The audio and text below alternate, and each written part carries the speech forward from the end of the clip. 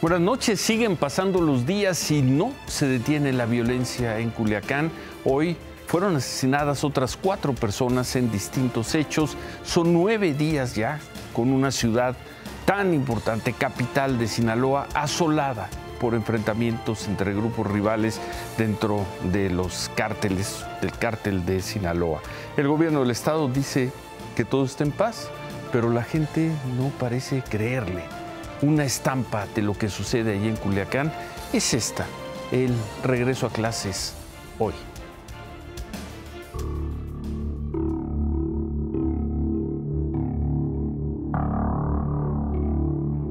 El llamado del gobernador de Sinaloa, Rubén Rocha, a reanudar las clases este martes fue ignorado en Culiacán. Lo mismo ocurrió en los municipios de Lota, Cozalá y San Ignacio.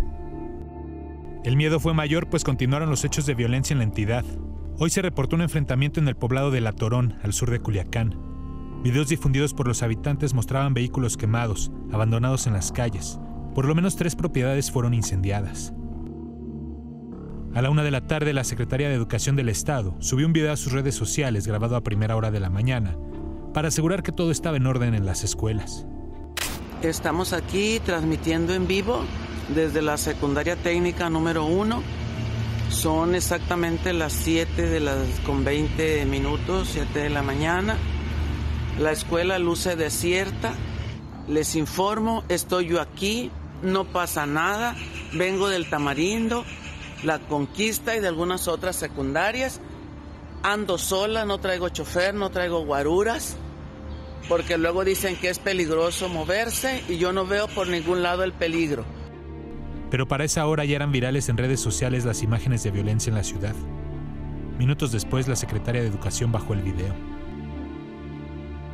A las 7 de la noche, el gobierno de Sinaloa reaccionó y anunció un operativo para garantizar la seguridad en las escuelas de Culiacán y los municipios de Lota, Cozalá y San Ignacio.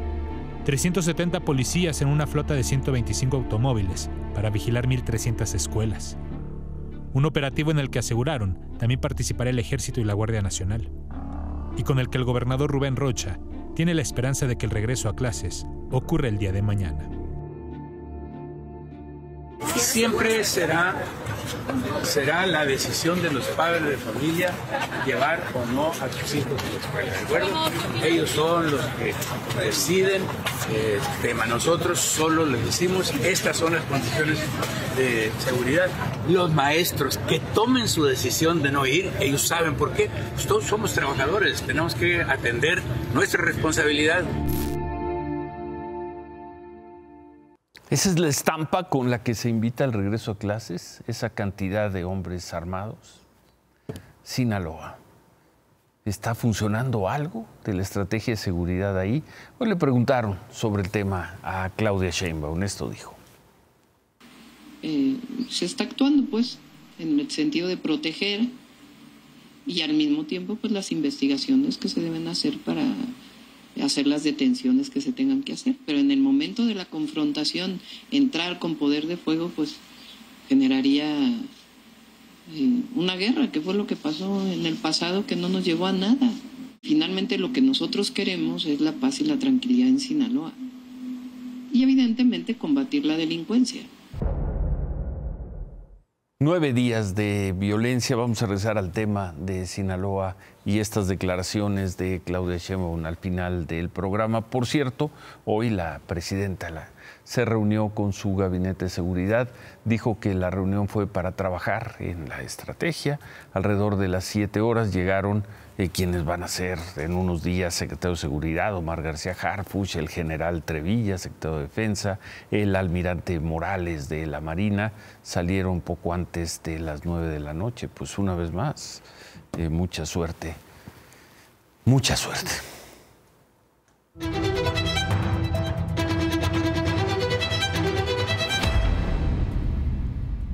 Por la mañana tuve oportunidad de entrevistar al expresidente Zedillo.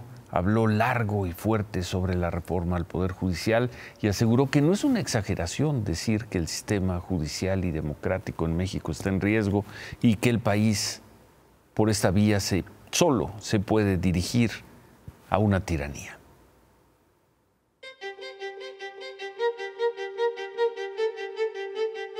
de ahora en adelante, con una fachada de democracia, el Ejecutivo y el Legislativo van a controlar quienes aplican la justicia en nuestro país. Sí. Y eso, simplemente cuando usted tiene un partido oficial, que se ha convertido este partido, que puede además manejar el Poder Judicial, se llama, en términos simples, tiranía.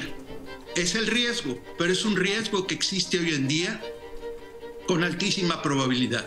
Yo soy un ciudadano que ve amenazada la República y que está usando su voz para decir cuáles son los riesgos. ¿Por qué hasta ahora? ¿Por qué hasta hoy estamos escuchando la voz de Ernesto Zedillo? Es una respuesta muy sencilla. Sí. Aún antes de dejar la presidencia, tomé una decisión de no intervenir en la política de mi país. Que la manera más digna y respetuosa hacia la República era abstenerme bajo cualquier circunstancia de alzar la voz, de opinar sobre asuntos políticos de México o sobre políticas públicas. Me convertí en un estudioso y opinador de temas de la economía internacional, del desarrollo internacional, de América Latina en lo general. Dije, pero nunca voy a opinar sobre México. Pero cuando veo que la República está en riesgo, no puedo quedarme callada. No puedo ser cobarde. La República está en riesgo y no me quedaré callado. Ernesto Zedillo. Tuve oportunidad de preguntarle también si ve algo de esperanza con la llegada del gobierno de Claudia Sheinbaum. Yo creo que la doctora Sheinbaum tendrá que tomar una decisión muy importante. Ella puede ser una opción, es ser el rostro sin ningún poder de un régimen de partido en una tiranía. O ella puede ser, y yo creo que ella tiene la capacidad y espero que tenga la visión para ser la presidenta de una república democrática, una república progresista, una república donde se construya y se respete el Estado de Derecho. Esto dijo Claudia Sheinbaum sobre las expresiones de Ernesto Zedillo. Lo que pasa es, desde mi punto de vista, pues es que no tienen voceros los adversarios, ¿no? Entonces, pues ahora traen a Zedillo. Y se le respeta, porque pues, es un expresidente, se le respeta, pero no coincidimos en su punto de vista. Y al mismo tiempo, pues, cada quien con su autoridad moral, ¿no? Porque, a ver, Fobaproa, pues es el mejor ejemplo del vínculo entre el poder económico y el poder político. No tiene autoridad moral para hablar de México. En el sentido de democracia, en el sentido de honestidad, en el sentido de corrupción. Y no hablo de su persona en particular, sino lo que representó su sexenio.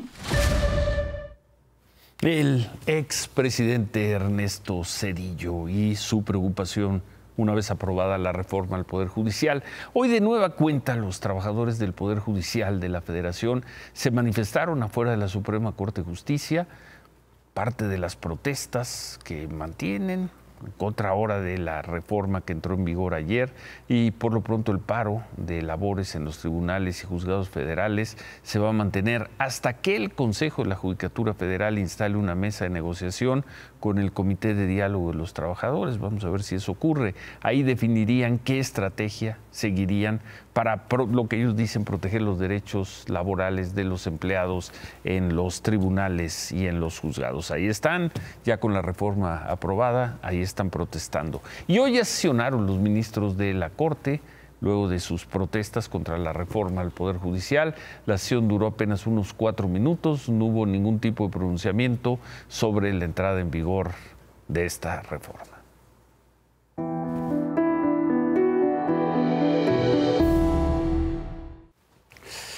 Bueno, Protección Civil del Estado de México informó que un bombero murió debido a un deslave en San Francisco Chimalpa, en Naucalpan.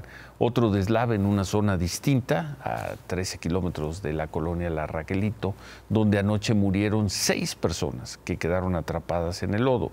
Estas personas, entre ellos 4 menores, festejaban un cumpleaños en una casa de láminas cuando pues, la lluvia ocasionó el desgajamiento y la tragedia.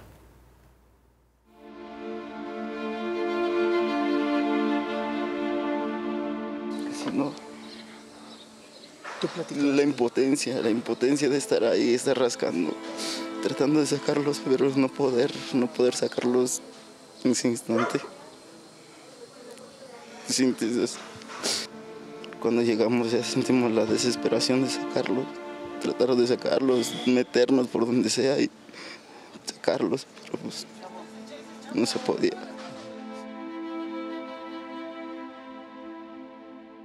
O sea, rascando con las manos. Pero sientes esa impotencia que pues, fue mi ahijado, mi sobrina, mis otros sobrinos. Pero no se lo merecían, no se tenía por qué ir. No se tenían por qué ir. Todas les faltaban un chingo por vivir.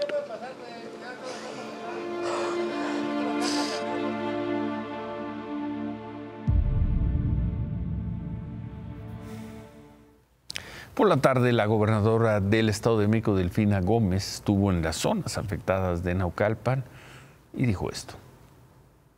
Lamentablemente, pues hay muchas viviendas que están en zonas en donde no deberían de estar. Pues ahorita yo creo que lo importante es hacer conciencia en los ciudadanos en general de que debemos de verdad tomar en serio no estar edificando o no estar haciendo nuestras viviendas en lugares donde no debe de ser. Sí, por eso ya es hora de que se le dé la atención y que se hagamos lo propio, porque si no estaríamos cayendo en lo mismo. Una cosa es convencer a los ciudadanos y otra es impedir, como autoridad, que construyan viviendas donde no deben construirse. La maestra Delfina Gómez, la gobernadora, se refería también no solo al caso de Naucalpan, sino a los asentamientos irregulares en Jilotzingo, donde lo hemos visto los últimos días, otro desgajamiento de un cerro, en el poblado de San Luis Ayucan, ocurrido el viernes, dejó 9 muertos. Hoy fueron velados los cuerpos de 8 de las víctimas. Las autoridades federales dieron por concluidos los trabajos de búsqueda y rescate, pero la autoridad de Jilotzingo se comprometió a mantenerlos, ya que todavía se reportan 2 personas desaparecidas y bueno, sigue lloviendo allá en San Luis Ayucan. En otras cosas, hablábamos anoche de la dificilísima situación por la que pasa Cuautla, debido fundamentalmente a las extorsiones, el crimen organizado que decide cuándo y cómo se debe abrir o cerrar un negocio. Y la pregunta es, la autoridad, ¿dónde está la autoridad en Cuautla? Que llega y me dejan aquí el papel que el patrón necesita hablar con usted y hasta ahí, que se comunique, es lo que hacen. Y pues tienes que hacerlo, ¿por qué? Voy a repetir, no sabes a lo que te atienes porque es una incertidumbre y lo voy a repetir, el miedo es por la familia. El primer llamado lo hacen así. Entregan al dueño del establecimiento un pedazo de hoja con un número telefónico y una amenaza velada. Esperamos su llamada lo más rápido posible. Se pierde trabajo para la gente, el sustento de uno, las familias. Y entonces al rato vamos a parecer un pueblo fantasma.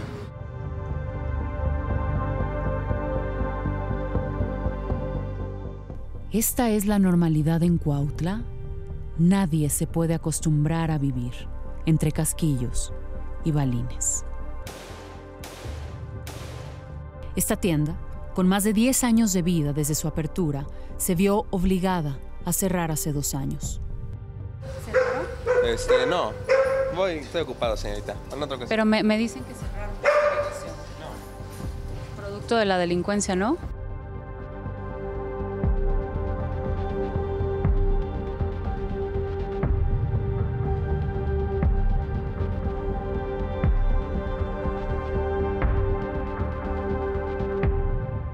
En esta plaza hay 10 negocios cerrados. De un universo de 5,000 negocios, en el último censo que hicieron las autoridades municipales, 1,200 negocios hoy están cerrados. En este gimnasio, el 4 de enero asesinaron al regidor y aspirante a una diputación local por el PAN, Alfredo Giovanni Lezama. Había recibido amenazas de muerte del cártel Jalisco Nueva Generación y del cártel de Sinaloa. Esta pozolería tiene más de 20 años de historia. Hace un mes fue rafagueada. Era extorsión, sí, lo que... ¿Más o menos cuánto? Pues como 300,000 pesos. ¿Y no la dieron y les rafaguearon? Así es, exactamente. Pues sí, porque pues, ¿de dónde sacamos dinero si ahorita no se puede? ¿Tú eres de Cuautla? Sí, de aquí de Cuautla. ¿Naciste aquí? Aquí nací. ¿Toda tu vida has trabajado aquí? Toda mi vida aquí. Ya llevamos 38 años trabajando. ¿Y en 38 años, desde hace cuánto estás viviendo esto? Pues apenas en ahora sí que en estos 3 años que empezó aquí a hacer la extorsión. Usted se podía dar una vuelta de lo que es de Ban Rural para abajo, parecía de día. Hasta las 4, 5, 6 de la mañana. Y ya unos 2 años para acá, desierto.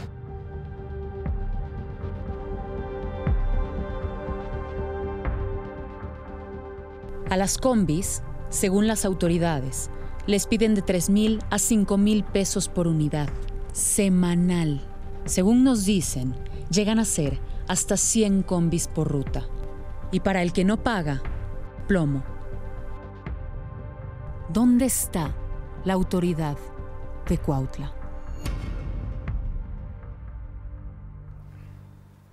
Claudia, buenas noches. Ciro, buenas noches. La pregunta que hacías, ¿dónde está la autoridad en Cuautla? ¿En la bella Cuautla? ¿Qué Cuautla es esa, a decir del alcalde? Porque a decir de lo que nosotros registramos, hoy Cuautla es uno de esos lugares administrados por la delincuencia en este país. ¿Quién puede trabajar y quién no? Eso ya no lo decide la autoridad municipal.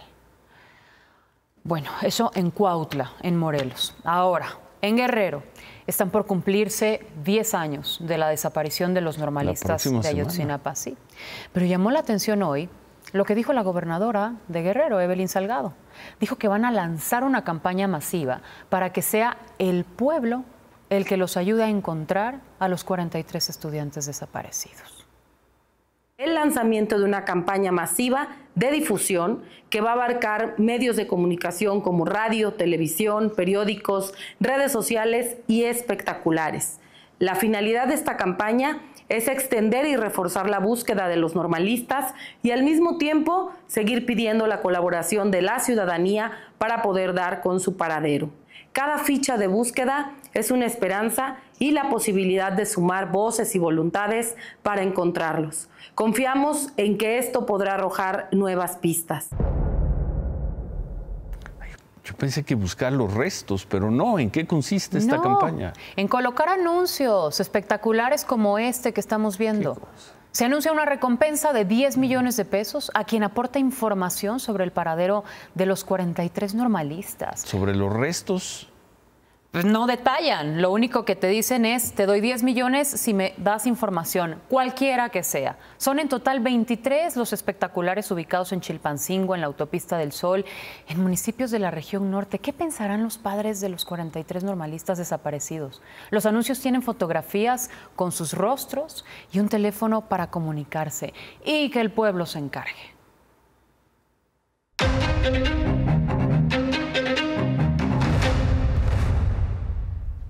Hoy se conoció una carta escrita a mano del exsecretario de Seguridad, Genaro García Luna. Una carta fechada el 13 de septiembre y distribuida a medios por sus abogados.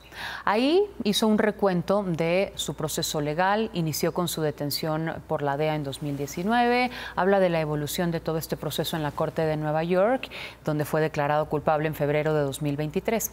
Carta en la que García Luna asegura que su honor está intacto y que no ha cometido un solo delito, que fue juzgado injustamente.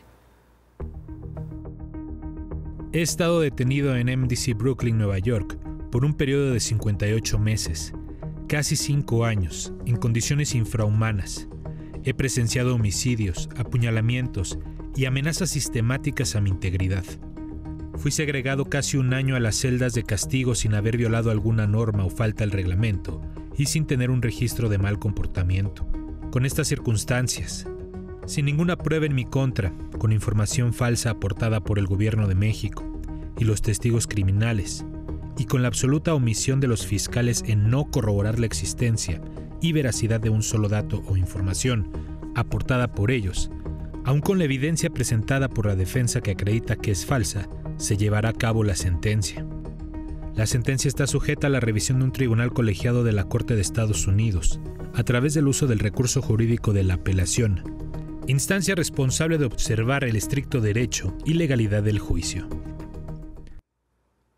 Bueno, en esta misma carta de 4 cuartillas, Genaro García Luna afirma que el Poder Judicial en México y el Poder Judicial en Estados Unidos fueron los que determinaron que su patrimonio de más de 20 años es lícito. Insistió en que en las acusaciones en su contra se sostienen de dichos declaraciones de criminales a quienes relacionó de manera directa, organizaciones criminales que relacionó de manera directa con el presidente López Obrador. Es del conocimiento público y está en los registros oficiales de México y Estados Unidos, los contactos, videos, audios, fotografías, registro de comunicación y gestión entre el actual presidente de México, Andrés López Obrador, y sus operadores, con los líderes del narcotráfico y sus familias. En particular con los narcotraficantes que fueron utilizados como testigos en mi contra durante el juicio, quienes inclusive durante el juicio imputaron al presidente López Obrador y a sus operadores de estar vinculados con ellos y el narcotráfico. Estos hechos son corroborados con la reciente captura del narcotraficante Ismael Zambada Mayo Zambada, la carta emitida por él, donde señala los vínculos del actual gobierno con él y el narcotráfico, la posición del gobierno de México contra la captura del capo y el desmantelamiento del Poder Judicial de México, jueces, magistrados, ministros, corte, cuyos principales beneficiarios son los criminales. Hechos ratificados con la suspensión de relaciones oficiales entre México y Estados Unidos, decretada por el actual presidente de México, debido a la postura de Estados Unidos ante estos hechos.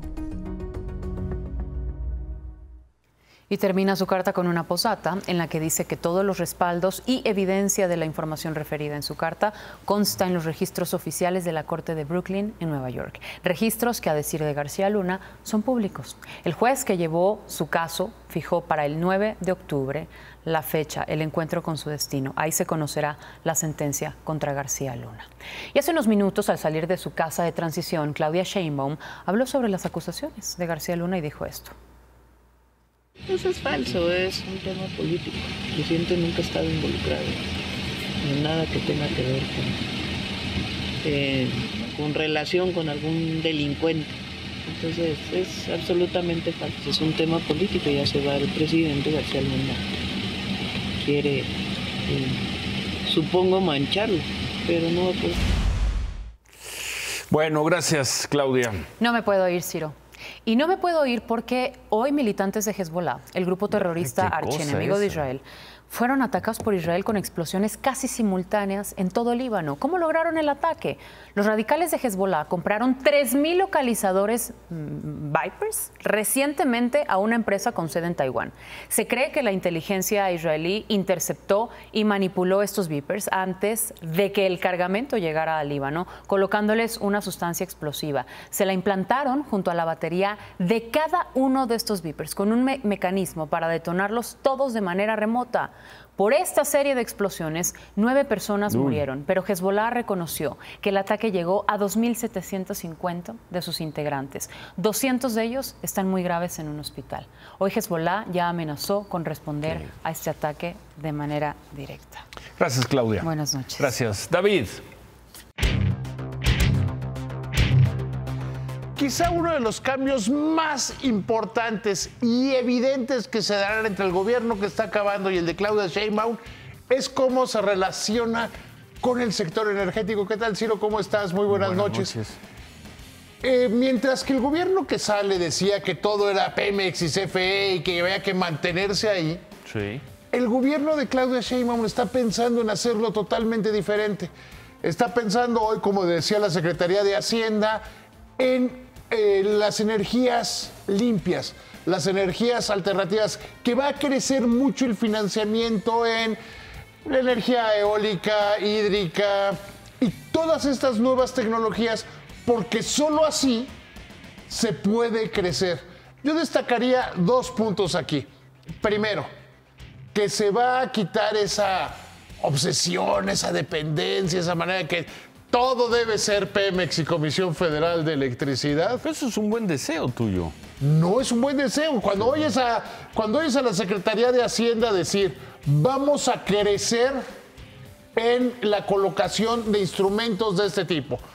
No es un buen deseo cuando nombra a Luz Helena González como secretaria de Energía, que esa es su experiencia. No es un buen deseo, es una necesidad.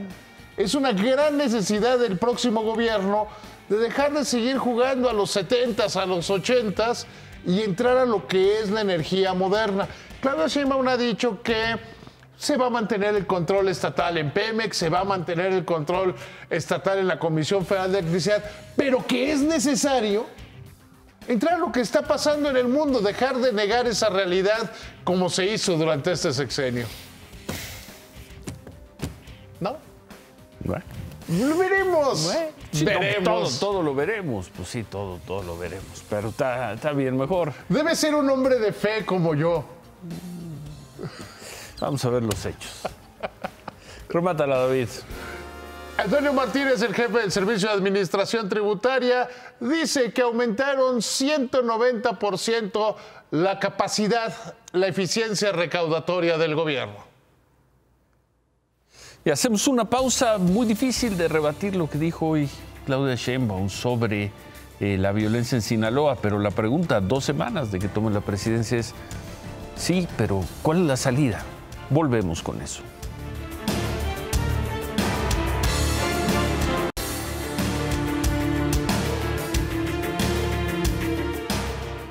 Es difícil cuestionar la lógica de la presidenta Sheinbaum cuando afirma, como lo hizo hoy, que en estas condiciones entrar abriendo fuego en Sinaloa solo agravaría la situación. Se entiende, es lógico. Pero ¿cuál es entonces la salida? No la salida en 1 o 2 generaciones. ¿Cuál es la salida luego de 10 días de violencia como ha vivido Sinaloa? Veremos algo distinto dentro de 2 semanas, cuando ella tome posesión de la presidencia de la República, algo diseñado por el equipo de Omar García Harfuch, quien nunca se ha hecho de la vista gorda cuando los ciudadanos sufren la inclemencia de los grupos criminales. ¿Cuál es la salida? Se quedan con ¿Qué importa? Gracias, buenas noches, ánimo.